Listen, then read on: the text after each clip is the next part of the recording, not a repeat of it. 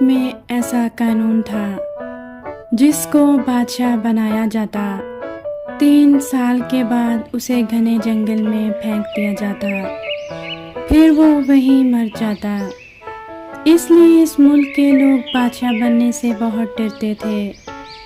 اسی وجہ سے اس ملک کے لوگوں میں سے کوئی بھی بادشاہ بننے کو تیار نہیں تھا۔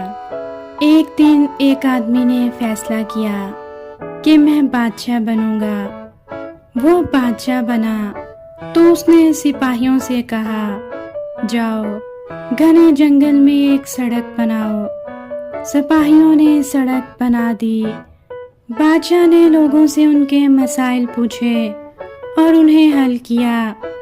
پانی کے لیے جگہ جگہ کنویں کھدوائے، بیماروں کے لیے ہسپتال بنوائے، سکول بنوائے، باغات بنوائے، ملک